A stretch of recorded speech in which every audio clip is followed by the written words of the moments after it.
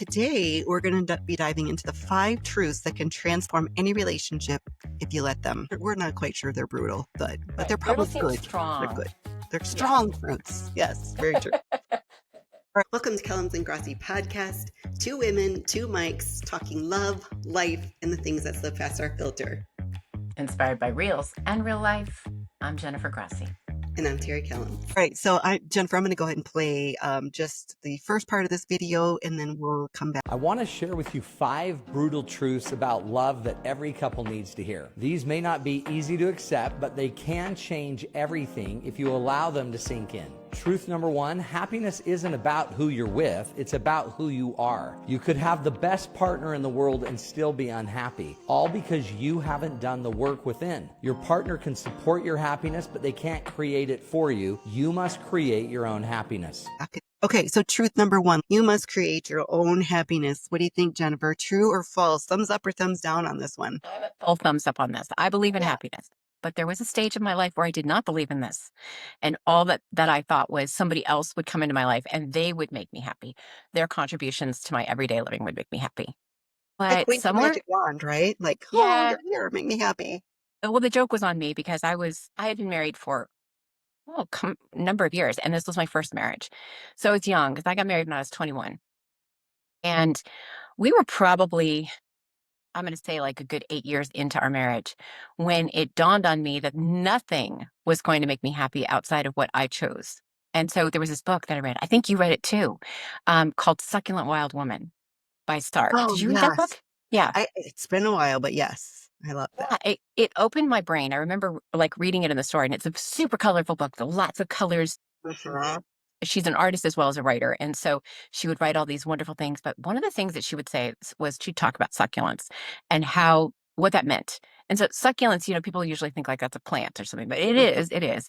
But she would say that like if you were, for example, eating a mango, she used to talk about mangoes a lot. If you bit into a really ripe mango, the juice would be so much that it would just like pour down your neck and it would be everywhere, but it would just be like this juicy, succulent mango.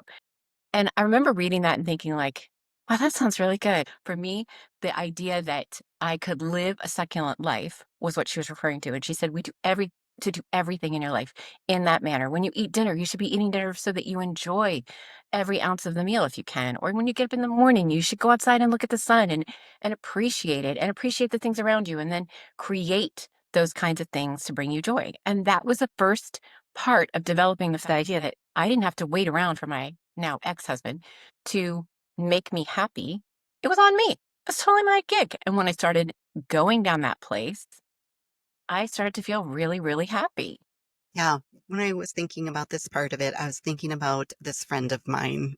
I've been friends with her for a long time, and she's always been single the entire time I've known her. She's never, I don't even think she's ever had a boyfriend the whole time I've known her. And there was a point when I first met her a long time ago where I thought, she doesn't seem very happy. Maybe I could think of someone that I can like set her up with, and then she'll be part of a couple, and then she'll be happy.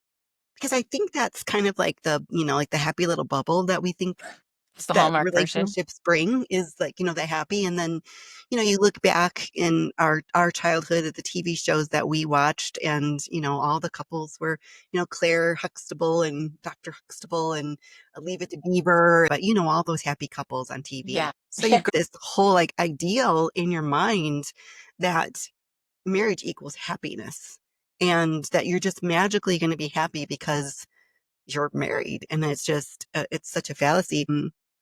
One of the things that I've learned over the years is, you can't fill a cup from an empty vessel, right? So in order to, to bring some level of happiness into the relationship, you have to be happy first. Fill up your own cup first. Put on your own oxygen mask first, because it's when we are full and when we are truly in a good spot ourselves is when we can be the best partner we can be to someone else.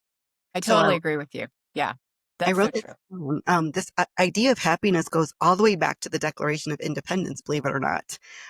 Pursuit of happiness was an inalienable right alongside with life and liberty. And it says happiness was framed as an individual entitlement that each person is free to chase. It doesn't say that you're free to find a partner to chase it for you. It's you are free to chase the ideal of happiness. And I Yeah. loved that when I read that. So I wrote that down. And then I also wrote that our partners can support our happiness, but they can't create it. So both of our husbands are very happy for us that we're doing this podcast. They love the idea of us being fulfilled in a different way. They're supporting happiness. They're not coming up with all the ideas and doing all the things that are gonna, make us happy as Right. a Right. result of Yeah. us doing something that feels like part of our purpose in life. Yeah, I thought that was a really interesting truth number one, and it's a thumbs up for me. It's a total thumbs up for me too. I think the interesting part about it is that there was so I was thinking about it before we decided to record this. What are the things that we how would I tell somebody to be find their own happiness? And so, I just Googled it. Well, let's find out what's going on. But Tony Robbins, Mhm. he's like big into happiness. Like he's really big into like how to make happiness happen for yourself in your life, right? How to make your own happiness. And he had a list of 10 things and I'm just going to list a few of them because anybody can Google this. Yeah. But one of the things that, he said was that you should do what you love, and that really hit me because there are places in my life where I have done things I haven't loved, and you just feel the bog. You feel the complete bog down. You need to find out what you're passionate about and what you love. It doesn't mean you're gonna get to do it all the time. Listen, I don't love to do laundry, but I have to do it. So there's that, right? But the reality is you have to encourage places in your life to do the things that you love. Do you love to paint? Do you love to go, for walks? What's your big thing? You have to find the places. If you were to find your happy place, just a happy place where you and God can go, like where you want to meet up, and you close your eyes, what do you see? So wait, let me just ask you that. If you were to close your eyes and say, this is where just me and God could be by ourselves, and I would just be so happy, where I would do you this be? all the time. Like, they say like if you're gonna visualize, you should do it like either right before you go to sleep at night, like when you're sleepy and you're just getting ready to drift off to sleep, or right when you are aware that you're awake in the morning. 'Cause that's when our brains are ready for that information. So my happy place is in Utila at our beach house, Island. and it is it's a variation of the same visualization, like almost every single time. It's driving up to it or walking up the steps and going into our home and um, sitting and enjoying time with friends or just, me and my husband, our Yeah. family. Or I have another version where we get up early in the morning, and this is our routine every day, is to get up and drink coffee together. And I have this vision of us grabbing our coffee and going out and sitting on our balcony and looking out at the ocean and watching the waves come crashing against the rocks. And like, it's so real to me because, I can almost like hear the rustling of the palm branches.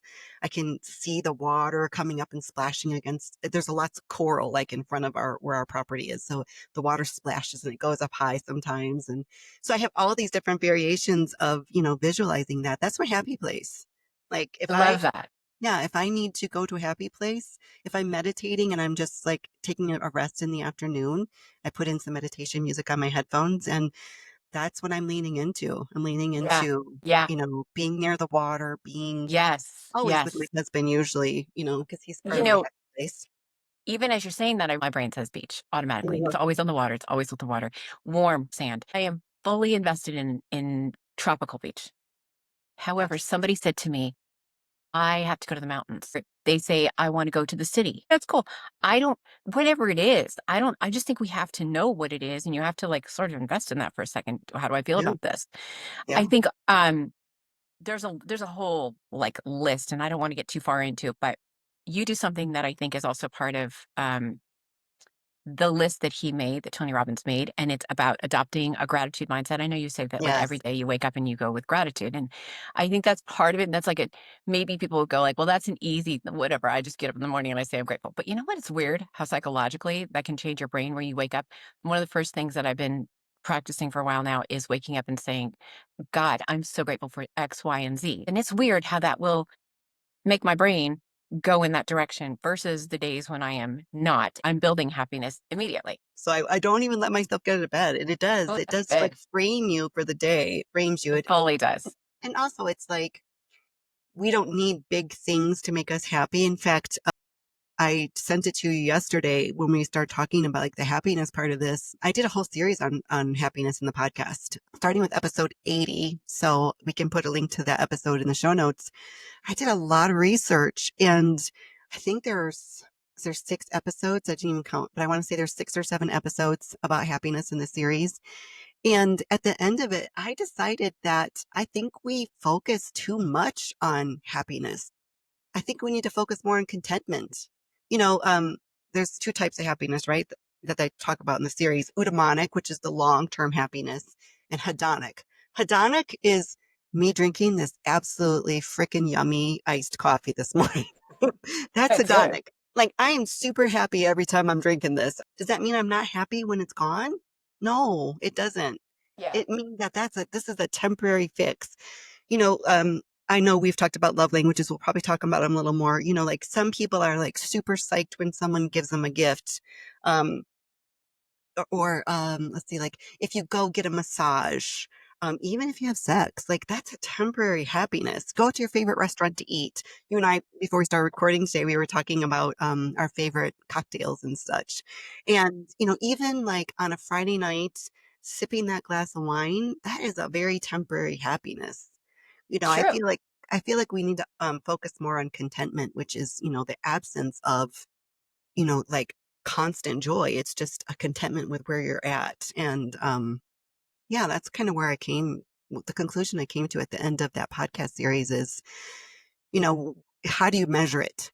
So you know, you're happy when you're drinking this. So do you give it a scale of 1 to 10? And then when you're done, does your scale have to readjust it back down to like 2, or, you know, and then are you comparing your level of happiness to someone else's? And Yeah. then that's That's just actually another one of the thing where you pieces. don't measure up. Don't compare yourself to others. Yeah. And that is a hard one to do because I think social media has us set up in a way where that's all we do is like, oh wow, look at their house. Oh wow, look at the way they live. Oh wow, look at their husband. Oh wow, look at their kids. Look at the way the animals. Everybody looks all put together, and I am a hot mess. So I just go, there's a lot to stop comparison. You're right. You're so right. Yeah, this whole list is good. Okay. So let's play the next part, which is truth number 2. Roll the tape. 2, your biggest problem isn't your partner, it's not your circumstances, it's you. When you think it's your partner who's the issue, you try to control them. But the only person you can control is yourself. When you change how you view your partner and your relationship and how you respond, things will shift and you will clearly see the next steps to take in your relationship. So the second item being your biggest problem isn't your partner, it's you, is like, oh my gosh, that is the thing that I wish I had known when I was 20. You know, I was trying to think of something to relate it to. That's how my brain works. I want to attach the meaning to something so I can kind of like dissect it. So Saturday morning, we are out there early, and we're at the point of construction where like these styrofoam blocks are being stacked. That's going to make our exterior walls. You have to know where the windows are going to be because you don't want rebar to be where you're trying to cut your window, because it wouldn't look pretty to have rebar right in the middle of your window. Right. So we're out there, and in my mind, I'm like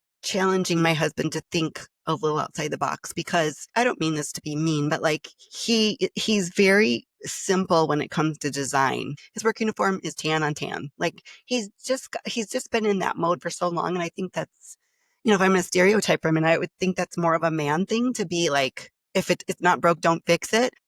Well, it wasn't broke, but it could be better. Like it could be improved upon. So I'm challenging when we get to some of the layouts, and we have to figure out, oh, okay, well, you know, the water closet's here, and do you want the window to be at this height or that? You know, all these things, right? And so I'm kind of challenging him a little bit, and I'm like, do you really want the door to be there? Not realizing that I'm irritating the shit out of him, you know, and he just wants to lay it out as it looks on the plans and just move on to the next part of the project. And so he's starting to get impatient with me, but I'm not picking up on it right away. Right. And so he's starting to get short with me. That's the first thing I noticed. Okay, he's getting a little short with me. And then he's taking the things I say and being condescending to me when he repeats it back to me. And that's the second point I kind of picked up on. And at that point I was like, you know what, you're not being very nice to me right now.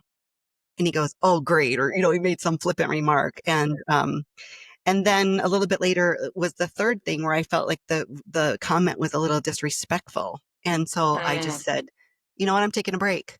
And I said, I'm going to walk away, because I know he's stressed and I didn't want to turn it into a fight. And I didn't want to ruin my whole day like that. So I just like, I need a break. I'm walking away. I go in the house and I'm mad. Like, I'm mad. I don't like to be talked to like that. We've had this conversation so many times. And right now, I've made him the problem. He is the whole problem. He Yeah. talks to me in a way I don't like to be talked about. And then in the past, I would have said, that must mean he don't love me. He don't love me if he talks to me like that. Right. You know, Right. and so we do that and we try to assign meaning to something, but we need to ask ourselves, what else could it mean? What else could it mean besides he doesn't love me? And then that's when you have to like look at yourself and your behavior and your actions and go, oh yeah, I was kind of I was probably being difficult when he just really needed to finish a task before the other guy came to help him cut out the spots. Like I was making it more difficult. I should have, if I wanted to do that, I should have done that prior to, Right. the Right. Right. I the get that. moment. Yeah. And so I think, just like backing up and saying to yourself, um, is it all about him or what role do I play in this as well? Because I love what the guy said. Um, when you think it's your partner who's the issue, you try to control them. That's So true. yeah. So what did you I come up with? Well, I was thinking about the yeah, let's be real. I was thinking about hormones.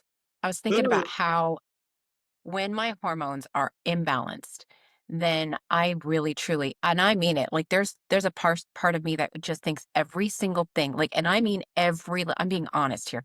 Like it is nobody is going to make me happy because I think everybody else is the problem. Like yeah. suddenly my hormones are evolving around whether or not my husband is making the right move or he's not making the right move, or my kids are cleaning up after themselves, or I could find a million things. And I think every single person in my hormonal state is the problem Right. until my hormones come back to balanced. And then I'm like, holy crap, I was the one who was totally the problem. It's me. I'm the problem. And then when I start to realize, sometimes even in the midst of hormones, because you know how you can have like a moment when you're hormonal and you're just like, I think I'm pulling together, but I'm not really pulling together, but I really need to. And you can yank it. You just gave me a thumbs down in your screen. I didn't even move. I'm just kidding, but I knew it wasn't you. But I think the truth is that when I can hormonally can stop myself and say like, "Whoa, Yeah. you are a lot right now." If I Yeah. can pull that in for a second and I can go, "Hey," and I've done this fairly recently, actually, within the last month, had to say to my husband, I need you to understand this is not you. It's me. It's totally me. My brain is skewed right now. I don't have a lot of control over what I'm saying sometimes because I'm just a mess. So having that moment to say I'm the problem has been helpful to our marriage. So I'm gonna say, like, I agree with this 100%. I'm another thumbs up. Yeah. What? I love what you said because I didn't even think about it like that. When you realize that it's not just about your relationship with your husband, right? It's just in general, like the way we relate and communicate with people. And I like what you said when you realize you got a problem with, you said, Stephen is the problem, Jack is the problem, Matthew is like, the Yeah, people on the everybody road, the around me, people at the grocery store, like everybody's fully, the problem. fully. Everybody's a I problem but think me. that's like such a big clue to ourselves, such like a red flag where we got to go, okay, wait, Yes. Full wait. time. There's something else going on here. There's something else going, and it's, yeah, me. Yeah. Yeah.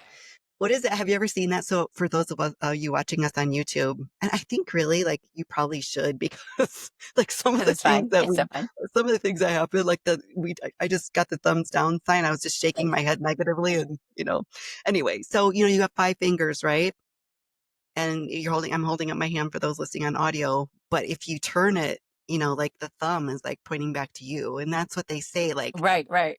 always be pointing the finger back at yourself and saying, where's my role in this? Where's my role in this Yeah. conflict? Where's my role in this Yeah. disagreement? I It's love that you such a said good that. piece of advice.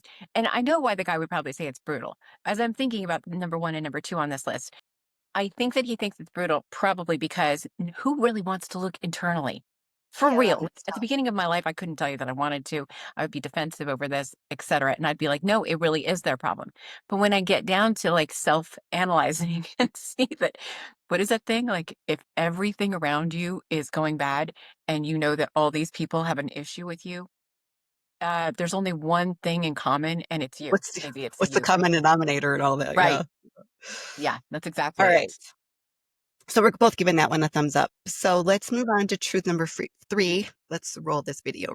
Truth number 3, expectations can quietly kill the connection. You could be missing the beauty that is actually happening in your relationship if you're too focused on what it should look like. Love grows when you let go of the fantasy and start embracing reality, even when things are messy. We were just talking about this yesterday. Unspoken expectations, and there's the spoken ones. And it's interesting to me because the unspoken ones are the more dangerous, in my opinion, because I'll never measure up to what my Stephen wants or him for me. If I haven't explained it, he hasn't explained it, I don't know what he's looking for. So how could I possibly meet it? I think one of the fundamentals of communication is sharing what your needs are. What do I want? Right. And that part right there sends me straight back to my own happiness. Like I can't, if he can't meet that need, there's still a piece of me that goes, okay, well, I don't have to rely on this in order to make me happy. I had a situation yesterday. He texts me and he says to me, hey, I'm going to go to the gym after work and something else. And I was like, okay, I'll call you after I'm on the phone. I was calling him afterward and I said, hey, I was thinking we might be able to have family dinner tonight. And it looked on the calendar, it looked like everybody's supposed to be home last night. So I am automatically like, well, I can make this for dinner and we can all sit around the table and have conversation. I love family dinners. They don't Hmm. happen enough. So this would be a good night. And he was like, well, I didn't know you wanted to do that. Well, no, but I'm telling you now. So here I am speaking what I want. Well, he didn't know what to do with that because he was like, I didn't think it would be a big deal. I said, well, but I think the kids will be home. He goes, how do you know the kids will be home? I said, I actually don't. I don't know.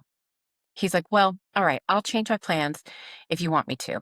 But it kind of caused a little riff, like a little, like there was some tension there because here I am coming with something that I had hoped for, but he had something he hoped for. And now we both have to express our expectations. So we get off the phone from this. I go and I talk to my youngest kid, and I say, "Hey, what time are you home tonight?" He goes, "Oh, I get off work at 6:30." And then my first thought is, "Well, he's going to be home for dinner. That's great." He goes, "Oh, and then I'm heading to the gym, and I probably won't be back until like 9." Well, there goes one. That's one kid out the door. Then I go to this middle kid, and I say, "Hey, what's your plans for tonight?" He's, "Oh, I'm going to this event tonight at our church." Wait a minute. What time are you home? I'll probably be home till 9. I had a full expectation in my head of what I thought our whole family could do. However, because I didn't think of it in advance, I didn't speak it in advance, there was no way to know that every single person in my family had another desire for the evening, and none of them could actually meet that expectation. So there was like this readjustment of expectations in my brain where I had Wow. to say, it's Yeah. not about me. Everybody else has a life too. So they Yeah. get to go do. I still made the family dinner. I still had it all ready for them when they got home. However, I went and did my workout and let them all go do what they needed to do without causing more of a rift. And I think that that's the whole thing in relationships because this isn't just about marriage, it's about relationships in general, right? It is. It's true. Expressing Yeah. ourselves. So, yeah, Yeah, and you know where I fall down every single year, no matter how much I try to prepare myself for it. So my mom is deceased. She died in 2012, right around Christmas time. But Christmas was her thing. Like she loved buying people presents and making people happy, and the whole family dinner, the whole deal.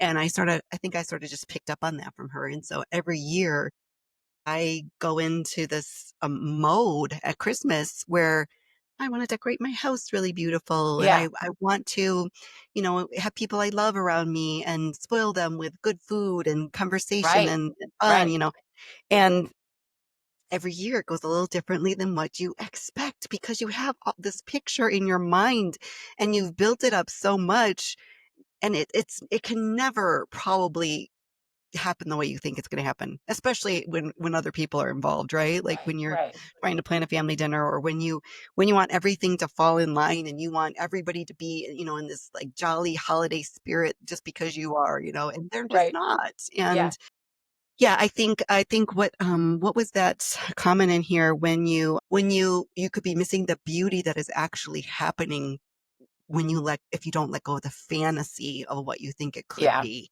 yeah, Like, okay, so maybe, we don't all sit down and enjoy our lovely dinner together and, we got to let go of that. And the unspoken expectations, I think, like you said, are the most damaging. And this is what I'd like to challenge our listeners with is, let's go back to your scenario with the dinner, like you could have easily said to yourself when everybody didn't kind of like move everything around to accommodate your expectation, you could have said to yourself, "Oh, my family doesn't value family time. My family doesn't enjoy spending time with me." Sure. You could have easily said that. Here's what I think you should challenge yourself to is ask yourself, what else could it mean? Does it really mean my family doesn't value family time? Does it really mean my family doesn't enjoy spending time with me? What else could it mean? It could mean that I didn't plan this far enough ahead. Mhm. Could mean that they have busy lives and they're not just waiting around for me at the last minute to decide that I want to do something and they should all like rearrange their life and set themselves on fire to make me happy, right? So Again, it's that's going a back to challenge. what was it, number 2? It's a me problem. It's a me Yeah. problem. Yeah, it's I'm me taking problem. taking account for where we are. Yeah. So thumbs up for number 3. I still think thumbs up, yeah. Thumbs Yeah. up for sure. Okay. All right. So let's move on to number 4. Let's roll that video. Truth number 4, struggling does not mean your relationship is failing. Even the strongest, happiest couples struggle. The ones who make it through the struggle are the ones who show up and are willing to learn and grow. Struggle is not the enemy. The enemy is your inability to grow and evolve. Okay, number 4 is one of the favorite things that he said because I like this idea so much, and I think very few people who struggle understand. With that said, he had said struggling does not mean your relationship is failing. Okay, I'm a statistic. You're a statistic. We know that marriage in and of itself is a statistic and that 50% end in divorce, right? Knowing that I'm a statistic, and now I'm even a worse statistic because I'm in my second marriage, that makes this concept even more pressing for me personally. When I came into this relationship with Steven, I realized that now that you've gone through divorce, they say the reason why the second marriage is more likely to fall apart is because you've now seen a way out. So you go, hey, I can make an excuse and not work as hard in this marriage because, hey, there's a clause I can get out of it anytime I want to. I didn't want that clause. I have struggled so hard in this marriage to make sure that I never fall into that trap again because I don't want to be a statistic. So when I saw this, I started thinking about why this matters to me so much. Stephen and I, we're going to be married 20 years this year. And in all of the years, this was never like a breakthrough moment. Stephen is notorious. He would tell you this if he was sitting here himself. He is notorious for wanting to run away. So if there's a conflict and he had this idea. I mean, those Stepford wives? That Mhm. like idea of Stepford wives? Yeah. Basically a robot and a wife. And they never argued with her husband and they did whatever the man wanted. And it was just a Stepford family and they all were just perfectly okay. Nobody ever had any disagreements. I I always said when Steven and I got married, "Dude, you expect a Stepford wife. You expected me to never combat you, never to, have my own opinion on something. I don't even know where that came from given who I am. Like, what made you think that the girl you were dating was gonna be any different than the girl that you married? Because that's not gonna happen. I have my own thoughts, my own opinions, and I wanna be heard, and I will be heard, and that's how this is gonna go, but I d." You were like that 20 years ago or 22 years ago? Oh, ye That's been a consistent thing for you? having my own voice? Yeah. No, not as strong as it is now. Now it's a strong voice. But when I was first there, I was confused by it. But I did say that early on. Like, there's like no doubt about it that I am not your Stepford girl. And he would say, if we argue, then this is not a good marriage. Sorry, what? I could not understand that. I couldn't wrap my head around it. It took years and years for Stephen to go, well, you mean arguing is actually a part of it? But here's to his credit, you look back in everybody's history, right? What did you Mhm. emulate from your parents? I saw arguing as a place where you worked through something. He Yeah. saw arguing as a way that made people split. And so Yeah. that idea stuck with him and so he will even to this day say, I think that makes that we're failing at this. We're failing at this. And I go, no, we're not failing at this. But people who do not have any arguments freak me out a little bit because then somebody in my mind is stuck with stuff that they want in the relationship, but they have not been able to express themselves. And therefore, bound to be some like internal thing that's happening that's one day just going to pop open maybe Yeah, explode. it's like my friend Amanda says, marriage counselor friend. It's like if you imagine like pushing a buoy down into the water. Like, the farther down you push it, the higher Oh, it's gonna yes, come up out of the water when it finally totally. does, and that's what she says I used to do, and I have to admit, I was more on Steven's train of thought for a very, very long time because growing up in an abusive household, conflict never ended well. Like, the longer the conflict went on, like, the scarier it was. Yeah. So, conflict was something to be avoided, and, yeah, conflict and this is something But did it make you feel like it was a failure if you had conflict? failure. Yeah, I guess it made me feel like we were failing at marriage. Yeah. Okay. Yeah. Yeah. A conflict did I mean, and I don't think anybody loves conflict. I think there are people who are more comfortable with it. And I think there are extreme uncomfortable people with it. And I would put myself in that extreme category for a very, very long time. Like to me, conflict made me feel unsafe. Yeah. So I never I wanted to be in that situation where I felt unsafe. So, back to my friend Amanda's buoy, like I spent the majority of my life just shoving things down. And then when I did finally explode over something I was really upset about, and it probably wasn't the thing that was the final straw. It was probably something that happened much further back than that. Right. But it was that final I just couldn't push down anymore. There was no more room to push down, and then my explosion probably seemed very overdramatic or reacting to whatever it was I finally But it would, it was the really buoy got releasing. upset about. Yeah. So, yes, I understand Stephen's point of view on that, but I am in a much different place now, and when Brian and I were first together, it would take, like, sometimes a week to resolve a conflict because I just wouldn't talk about it. Mm. I would be upset and I wouldn't, talk about it. And, we come such a long way. And I do think that, you can grow with your partner in conflict if you go about it the right way. And I think this came up recently when we were in Phoenix and we were with Brian's kids and their spouses or significant others. And, um, I don't know what we were talking about, but I said, your dad, I kind of have some unspoken rules. I don't think we've ever said some of these things out loud. But one of the things we don't do is we never call each other names. Mm. We never resort to being like that level of disrespectful to each other. And another tool that we've picked up over the years in our marriage is I'm not the problem. You're not the problem. The problem is the problem. Oh, And I when you love that. Say that like again. remove Say that again. assigning the blame and just focus on what the actual problem is that's causing the conflict in your relationship, you can get to the result a lot faster. And Say it one more time. Say it one more time. I'm not the problem, and you're not the problem. The problem is the problem. Yeah. That's good. That's very, very true and very good. And one of the things that you and I have talked about off camera is, and we've all done this. I'm very guilty of it. I probably did this for my entire second marriage, so I'm not trying to act like I'm blameless. But when you go to other people talking about your conflict and about how, going back to what was it, number two, where you feel like your partner is the issue with everything in your marriage, um, there's no resolution in that. You're never going to get to the bottom of a conflict or a problem if you're talking to everybody else about it except for your partner. Yeah. So, Stephen has changed his mind about conflict over the years. Think that my husband has definitely grown. There's just no two ways about it. He said something about how conflict could last a week. I think now conflict is so much shorter. And I give all the credit to God because we've done the counseling, we've done the reading. Every single day that you're putting effort into it, every single day that you move forward and he moves forward, you end up building. So to say in the end now at 22 years of being together, I would say his turnaround time is within hours.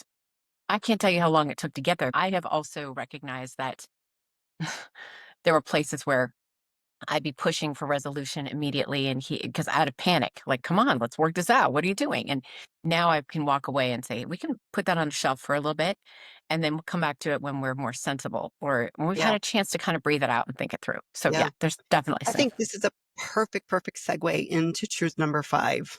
which let's roll the tape. And truth number 5, when you change, your relationship will too. When you become your best self, your needs will change. The little things that used to drive you crazy might not even matter anymore because now you have the bigger picture. Real growth changes your needs, your perspective, and how you show love. If you are willing to face these truths, you can build something truly unbreakable. That is like, you and I've talked about this quite a bit. Our husbands have grown so much, and your husband's background is that of in the police world, the Uh-huh. detective world, and my husband's background is he's always been a blue collar worker, lived in Africa and drilled water wells on I an know oil that part. drill, That's nice. yeah, on an oil drilling rig.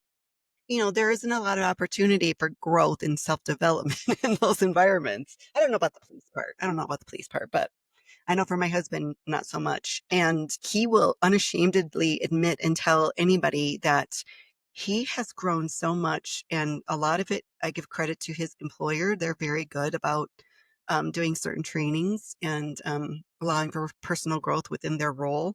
And just the influence that we can have on our spouse. And I'm not like taking the credit for Brian's growth, but we do have influence in our spouse's life. And I've always been about personal growth. So, over the years, like he's listened to me talk and he's picked Yeah. up on some of it and kind of owned some of it in his own way. And things that we used to fight about or that seemed like such a big deal in our life have changed or diminished as we've continued to grow as individuals and as a Yeah. couple. Yeah. Yeah. So I think, number 5 is definitely thumbs up for me. Oh, dramatically, yes. I think there's a reality of check. Okay, if you are a young person who is listening to us right now, listen up Fine because young.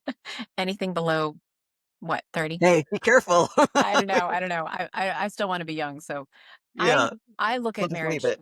like from the beginning to now where it is now, and you know what I'm grateful for? I'm grateful for time. I'm grateful for the fact Yeah. that you can say to yourself, I legitimately have seen a change, marked change in our relationship and where I'm at.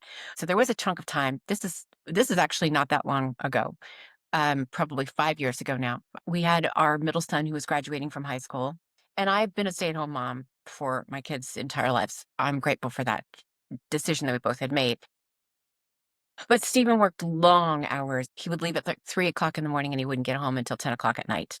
And it was brutal. That's brutal right there. And so our relationship was like on weekends or anytime you got a day off, but it was like rough because I'm home with the kids and they were little forward a number of years. Now we've got the second one who's graduating from high school. And I'm realizing that my life is changing. And so Stephen at this point is still working long hours. And so what I was finding myself doing was like in the context of trying to make myself happy and recognizing my own need to make me happy, it's not his job. There were times when I'd be just so disappointed because he wouldn't come home at a decent hour and I'd be waiting at home and waiting and waiting. And I was like, what the heck am I doing? So one day I woke up and I decided that I wanted to do something in my own world. And that's actually when I started to work in makeup and skincare because I made the decision like, you know what? I could do this. I kind of love the idea and I'm just want to try it and see what I can do.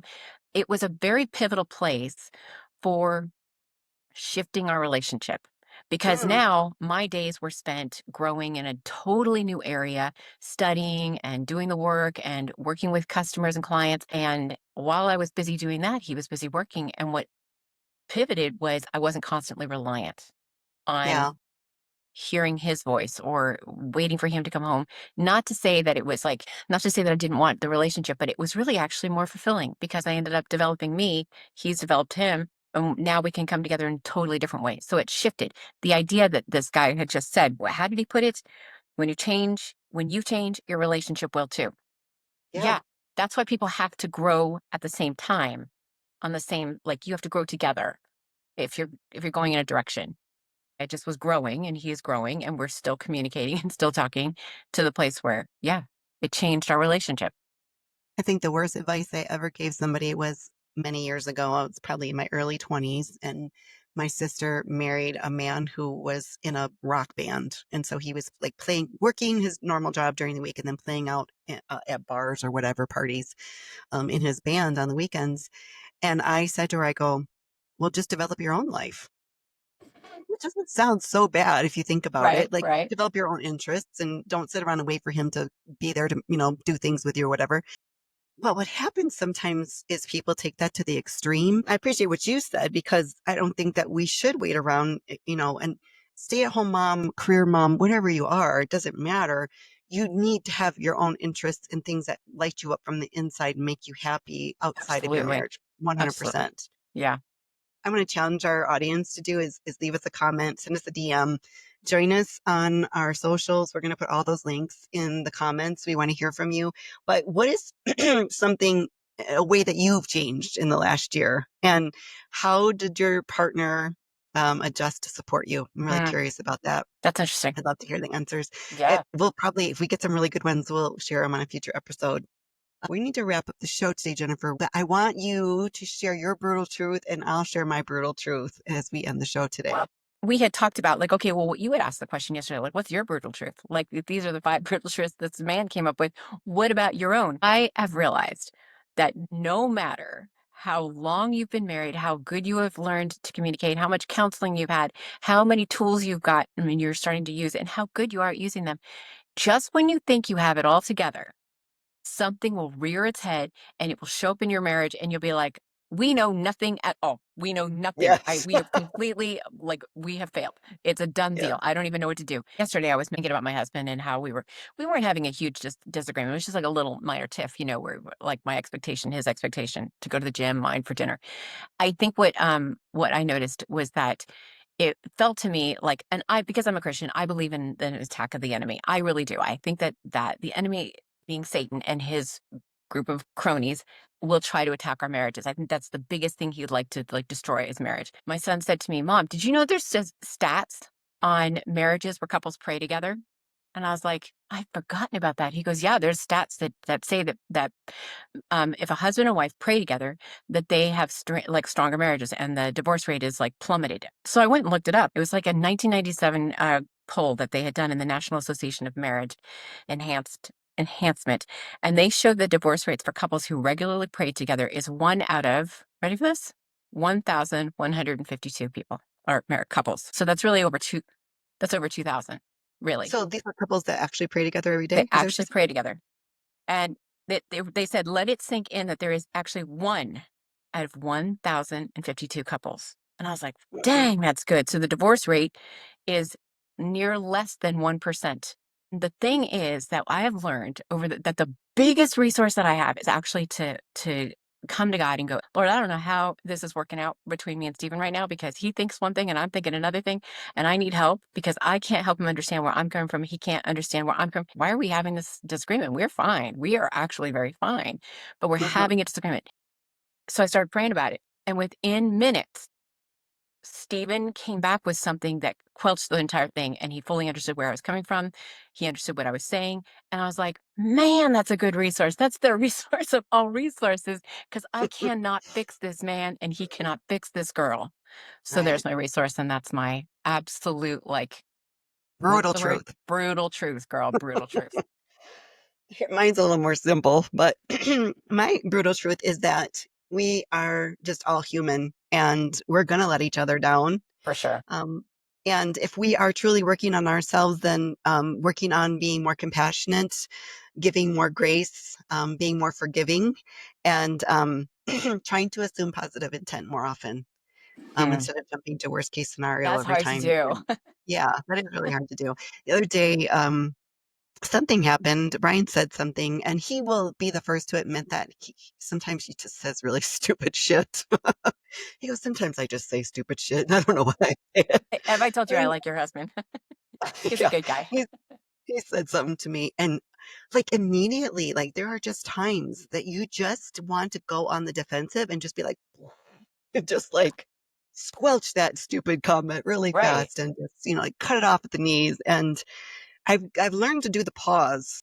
The pause is, and it's not always easy in midlife, ladies, and you probably know that. Like sometimes the amount of time that passes from the thought to the mouth is very small. Yes. Yes. It gets smaller.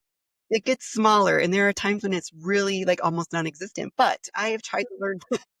I'm trying to learn the art of the pause and just like if I give this a second, is it going to sound less harsh to me, am I going to speak more kindly if I give it a little pause?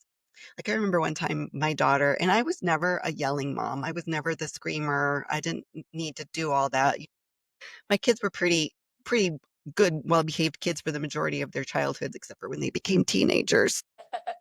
But my youngest one, who's getting married this weekend, she was probably the easiest, quiet kid and, just easy kid. And I remember one time she said something that I'm not sure if she meant it disrespectful, but the way it came out was quite disrespectful.